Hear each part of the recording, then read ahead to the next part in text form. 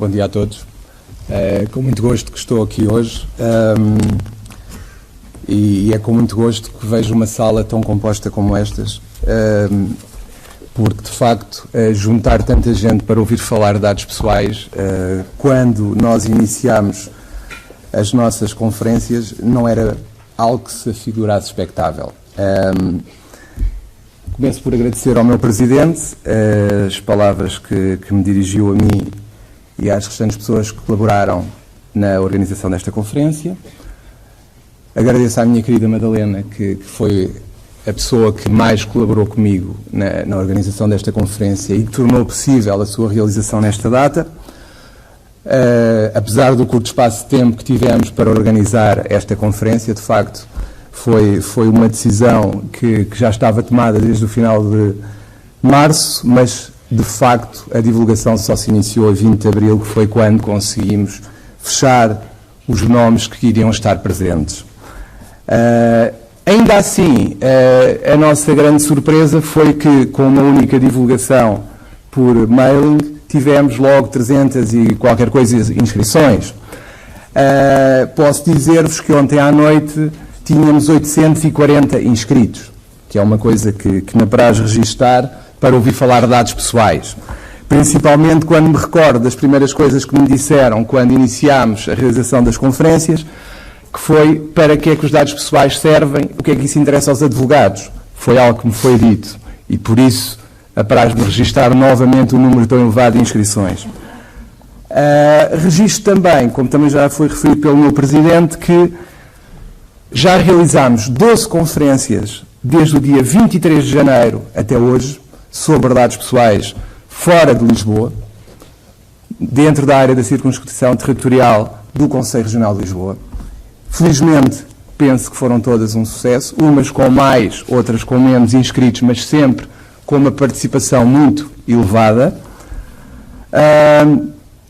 Gostaria de agradecer a todos os que participaram nestas conferências, designadamente ao Dr. João Ferreira Pinto, à Dra. Leonor Chastre, à Dra. Ana Barreira Ferreira, à Dra. Sofia Rice Calado e ao Dr. Nuno Gonçalves, que me acompanharam nas conferências que vêm sendo realizadas na área do Conselho Regional de Lisboa.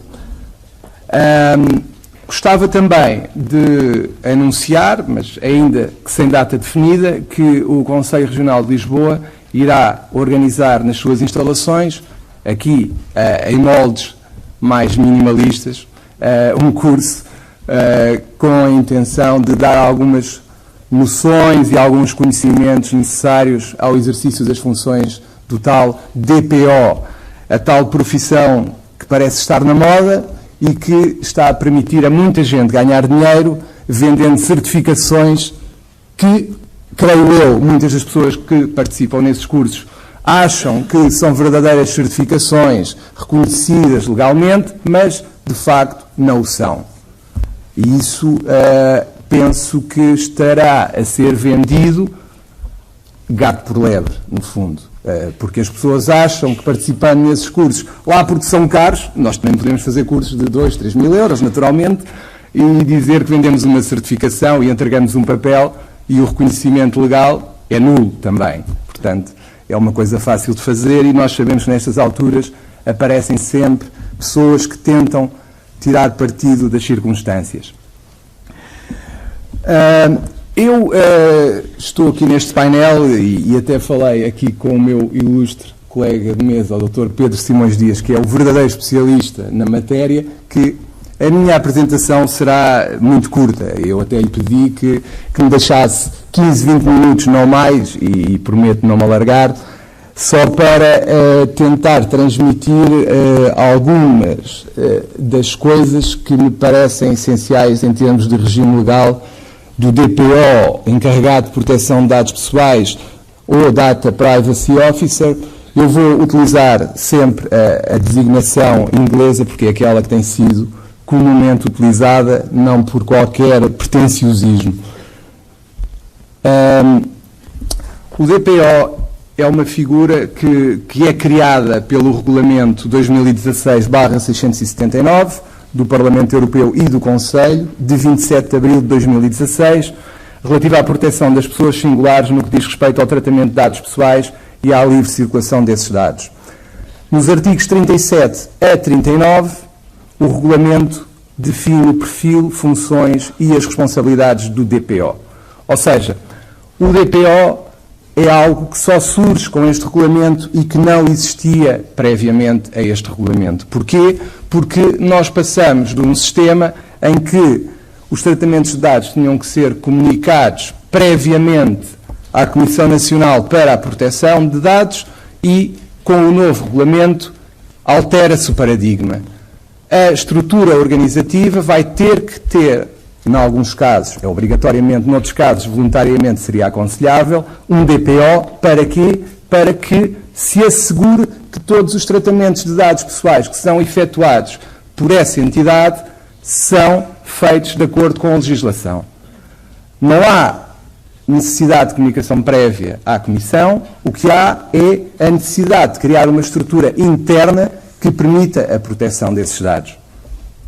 Portanto, no entanto, o DPO não passa a ser pessoalmente responsável pelo incumprimento do regulamento. Porquê? Porque isso é sempre da competência do responsável pelo tratamento de dados ou do subcontratante. Não é por aparecer uma nova figura do DPO que ele é o responsável pelo incumprimento. Porquê? Porque ele não é responsável por esse incumprimento. Quem o vai ser sempre é a administração da empresa em causa. No fundo, o que é que, e isto é só a noção que consta do regulamento, o que é que são dados pessoais? Os dados pessoais são toda a informação relativa a uma pessoa singular, identificada ou identificável, titular dos dados. É considerada identificável uma pessoa singular que possa ser identificada, direta ou indiretamente, em especial por referência ao identificador, como, por exemplo, o nome, o número de identificação, dados de localização, identificadores por via eletrónica, ou a um ou mais elementos específicos da identidade física, fisiológica, genética, mental, económica, cultural ou social dessa pessoa singular. Eu penso que a nossa sociedade, até nesta questão dos dados pessoais, encerra uma grande contradição. Porquê? Porque nós vivemos na contradição entre a necessidade de proteger os nossos dados pessoais e, perdoem-me a expressão, o nosso exibicionismo. Porquê? Porque somos nós que muitas das vezes divulgamos o que fazemos e tornamos públicas as nossas atividades. Ou para mim tão bonito aqui a comer um sorvete, ou para mim aqui a lanchar, ou para mim agora aqui na pastelaria X a comer um gelado. E agora vou almoçar não sei onde. Ou para mim de férias. Portanto, não deixa de ser contraditório a preocupação com a privacidade de dados pessoais quando somos nós que nos expomos perante as redes sociais, perante os nossos amigos, entre aspas, e tornamos público o que fazemos. Outra questão que eu também gostaria de salientar é que, muitas das vezes, os nossos clientes, e aqui falo para os advogados que estão na sala, armazenam dados pessoais que verdadeiramente não necessitam. Porquê? Eu tive uma reunião há cerca de 2 semanas com um cliente que me dizia: nós temos aqui dados, uma base de dados enorme, em que temos a identificação das pessoas, os consumos, etc, etc. Eu perguntei-lhes: vocês precisam mesmo dos nomes das pessoas? Ou vocês só precisam dos dados estatísticos? E ele disse-me: bem, realmente eu não preciso do nome das pessoas para rigorosamente nada. O que eu preciso mesmo é de saber os consumos e o perfil. Logo, a partir do momento em que ele retire a identificação, os dados passam a ser anónimos. Logo, não carece de se enquadrar no regulamento. Portanto, muitas das vezes as pessoas conservam dados pessoais que na realidade não necessitam e que só necessitam de perfis que não identificam ninguém. Muitas das vezes. Portanto, o que é o DPO? O DPO será sempre designado pelo responsável pelo tratamento dos dados, que será a pessoa singular ou coletiva, a autoridade pública, a agência ou outro organismo que, individualmente ou em conjunto com outras, determina as finalidades e os meios de tratamento de dados pessoais. Os dados pessoais devem ser única e exclusivamente os dados pessoais essenciais à finalidade do tratamento e não mais. Isso é sempre essencial.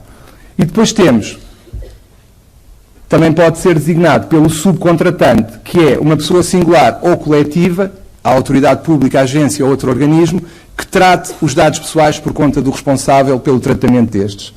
Em bom rigor, o subcontratante não é subcontratante, ele não subcontrata, ele é subcontratado. Portanto, isto é daquelas imprecisões legislativas que nós todos, advogados, já estamos habituados e sabemos que acontecem e que, se levarmos à letra, somos induzidos em erro porque ele não subcontrata, ele é que é subcontratado.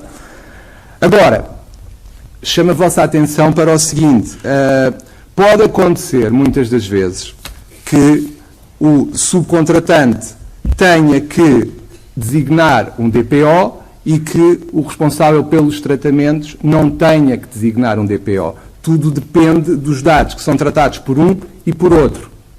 E já vamos ver em que circunstâncias é que é obrigatória a designação de um DPO. A designação de um DPO é obrigatória no tratamento de dados efetuados por autoridade ou organismo público. Já sabemos que o Estado, à boa maneira portuguesa, já introduziu aqui uma isenção relativamente à aplicação de coimas no caso dos organismos públicos, durante 3 anos, salvo erro. Portanto, é o costume, já estamos habituados a isso, já estamos habituados em relação aos contratos a termo, portanto, é sempre normal o Estado ter este tipo de atitude. O que é que se passa aqui em relação a esta situação? Quando estamos perante atividades que consistem em operações de tratamento de dados que envolvam controle regular e sistemático dos titulares de dados em grande escala, quando a atividade principal do responsável ou subcontratante consiste no tratamento em grande escala de categorias especiais de dados e de dados relativos a condenações penais e infrações. O que é que são dados em grande escala?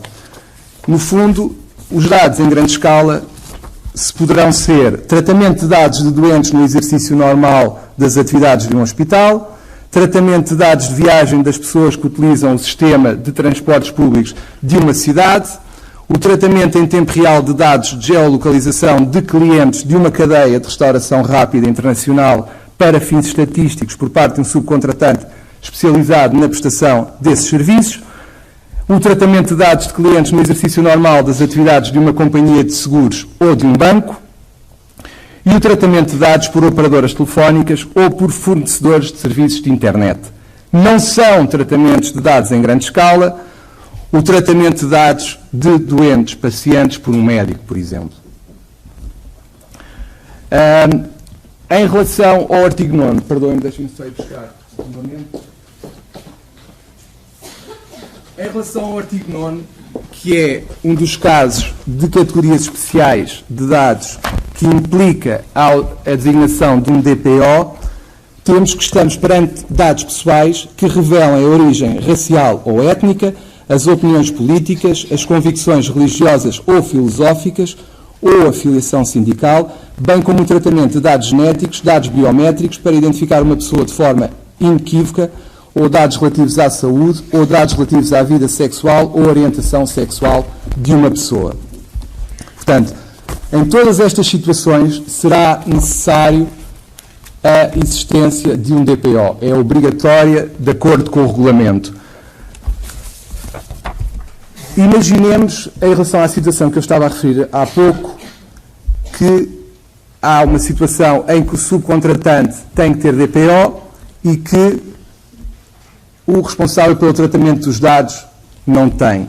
Imaginemos, por exemplo, uma pequena família que tem uma empresa que exerce atividades na distribuição de eletrodomésticos numa única localidade e que utiliza os serviços de um subcontratante cuja atividade principal consiste em prestar serviços analíticos e de assistência no sítio web, com publicidade e marketing direcionados. Como é claro, as atividades da empresa familiar e os seus clientes não engendram um tratamento de dados em grande escala, atendendo ao número reduzido de clientes e ao âmbito relativamente limitado das atividades.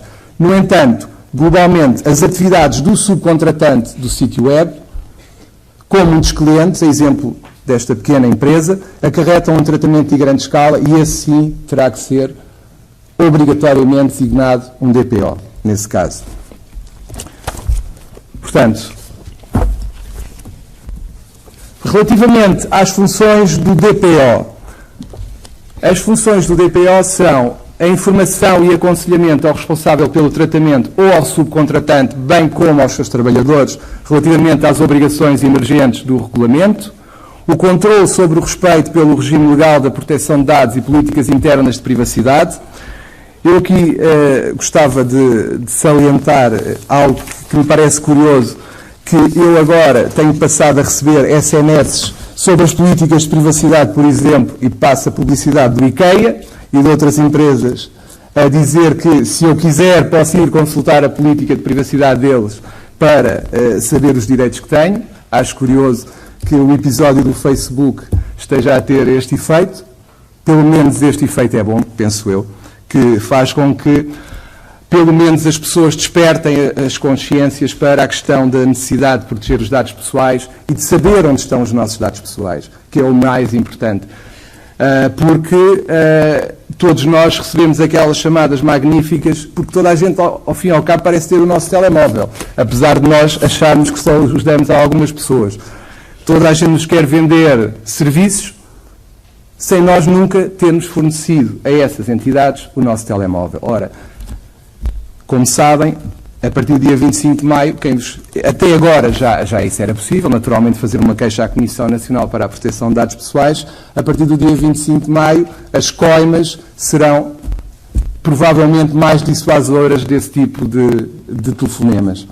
E acho que isso é muito importante, que todos tenham consciência que têm esse direito e que devem exercê-lo quando acharem que estão a ser, entre aspas, invadida na sua privacidade, protegida pelo regulamento.